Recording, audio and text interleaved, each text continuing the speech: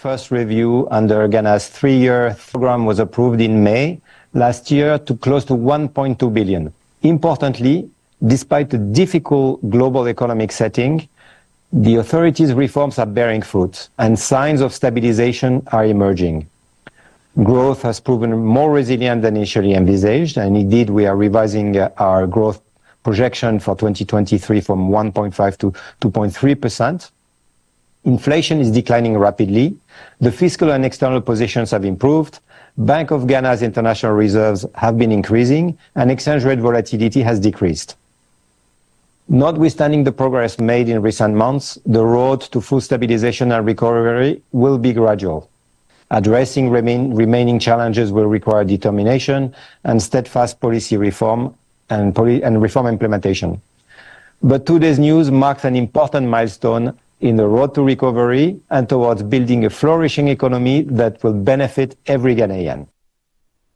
Meanwhile, the Minister of Finance, Ken Ofori-Atta, has expressed confidence that the second tranche of the $600 million from the International Monetary Fund will be disbursed in no time. Well, this followed an announcement by the Executive Board of the International Monetary Fund that it has completed the first review of its the 36-month extended credit facility arrangement, which was approved by the board on May 17, 2023. Milestone following the successful conclusion of our domestic debt exchange program in 2023. The remarkable success of the domestic debt exchange program, attributed to the sense of responsibility exhibited by the Ghanaian people and the resilience of our institutions, has been acknowledged by the international community as a strong sign of commitment towards restoring debt sustainability. The government is committed to fully implementing the IMF-supported PCPEG, and we have put in place all the necessary implementation arrangements to make sure the program does not derail so we can fully achieve our intended objectives. Now the final crucial step in our strategy involves the restructuring of our commercial debt, particularly our Eurobonds. The IMF board's approval of the first review and the recent agreement of official credit set the stage for our impending re-engagement with bondholders, which will commence as early as next week. We are working hard to reach agreement with our bondholders in the shortest possible time. We are optimistic that we may arrive at an agreement no later than mid-March. Allow me to assure you that we remain steadfast in our commitment to act resolutely. Ultimately, we are showing our resolve that our economy has certainly turned the corner, and across the government will focus on attaining a more resilient, transformed economy that delivers higher living standards for our people within the shortest possible time.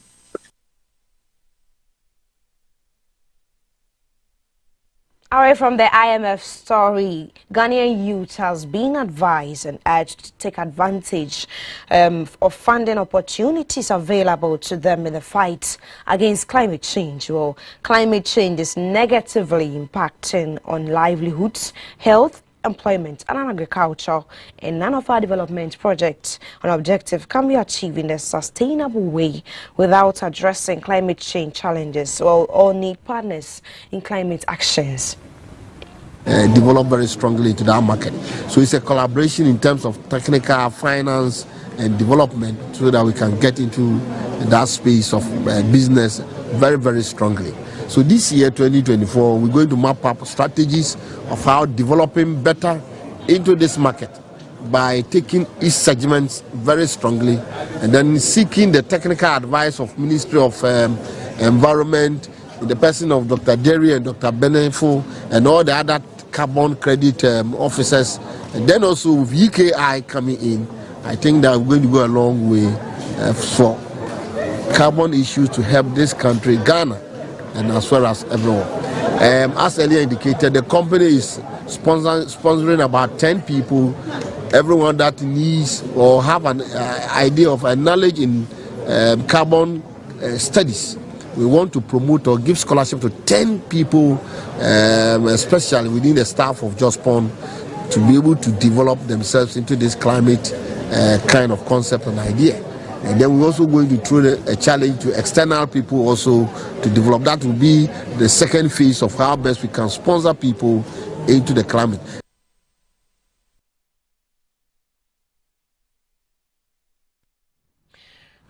Let's do some developmental stories where members of the KNUST chapter of the Senior Staff Association of Universities of Ghana have headed and heeded their leadership's call to embark on a nationwide strike. The primary grievances leading to this industrial action include concerns over the payment of Tier 2 pensions and issues related to their overtime allowance, among many other pressures and pressing matters. While the striking members withdrawing services such as security, health and administration took to the streets of the campus to raise awareness about their cause.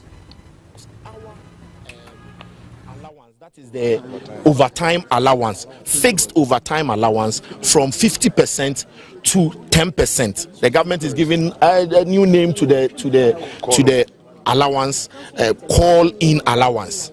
This has been an arrangement that we have had for a very long time, and we feel that this is going to have an effect on our members. Imagine your salary, you've been reduced to that level. Yes, we are going to continue to be on strike until the government addresses the issues that we have put across.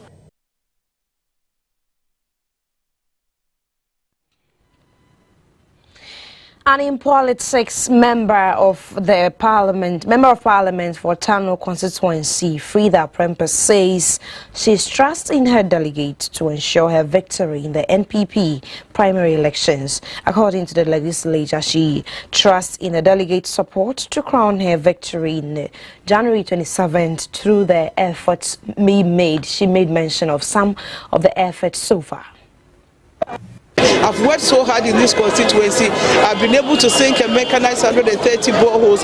I've been able to construct 11 CHIPS compounds. I've lobbied for about 25 educational facilities. I've done about 10 DEBA grounds. I've done 2 astroturfs in this constituency. In terms of electricity, the coverage in this constituency is over 85%. In terms of roads, it's about 90%. Where we cannot even push the national grid to, I've been able to install solar street lights in those communities for the deprived areas. I've been able to ensure that all the schools in my constituency are covered. They all have school feeding programs in their schools. I'll continue to work hard. I've worked. And government has acquired new trains for the country's railway transportation system. Well, the initial batch of 12 contemporary diesel-powered trains is intended for operations on both regional and long-distance lines of Ghana Railways. It is anticipated to be delivered from Poland by the middle of the upcoming month. As per information received by the Polish website, the first vehicle is already undergoing final tests at the Pisa factory, and the new diesel multiple unit may also be on its way to Ghana before the end of this month.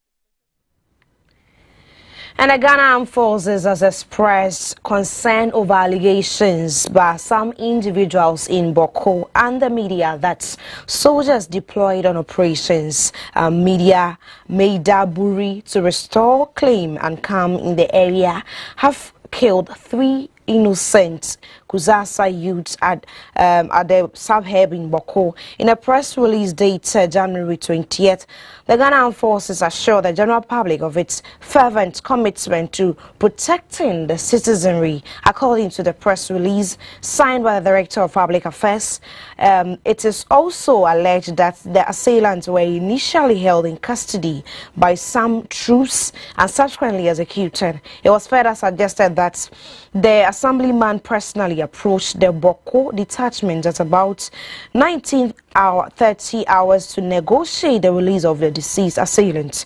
The Ghana Armed Forces wishes to categorically state that these allegations are false and unfounded. Read over. Drugs Authority has cautioned the public about the circulation of an unregistered bottled water, slim fit mineral water on the market. Well, the FDA clarified that the original brand name registered with its outfit is Slim Fit Mineral Water and the purified water.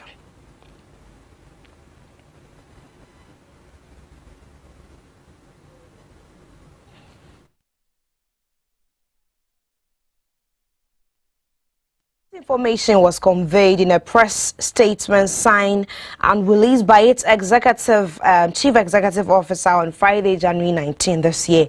The FDA assured the public that its surveillance team are actively monitoring the market to remove the unregistered slim fit mineral water from trade and to identify the producers and distributors.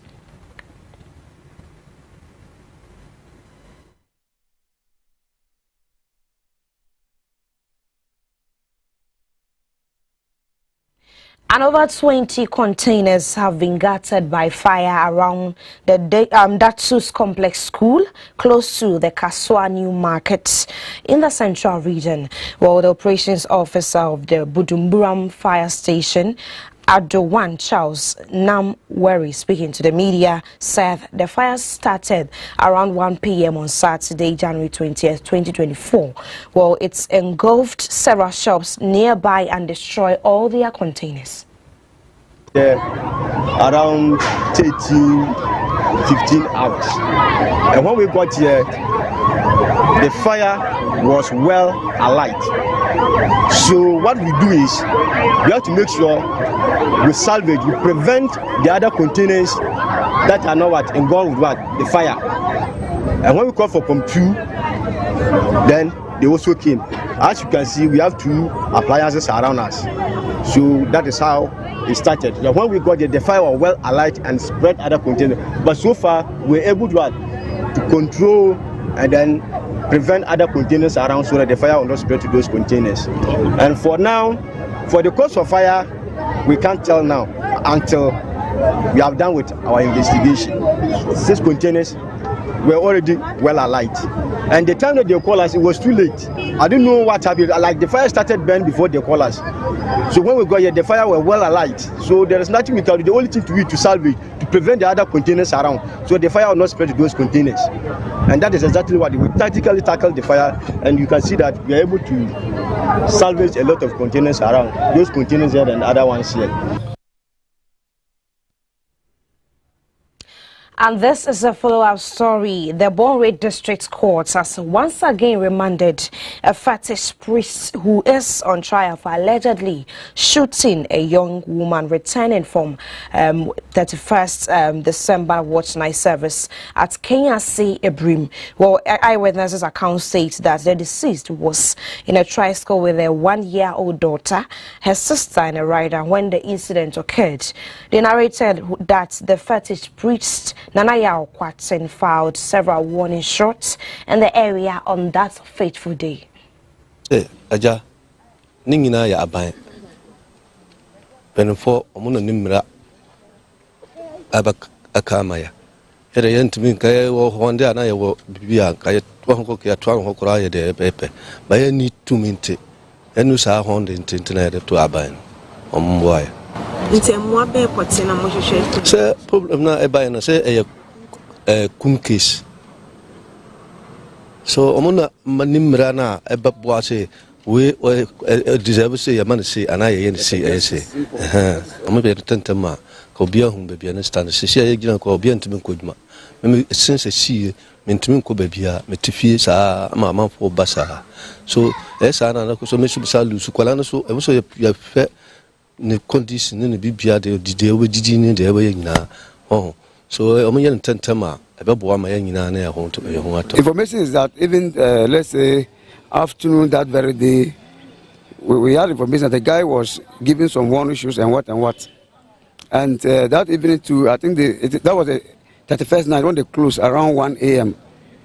Lydia and senior sister decided to take this project and come to their place.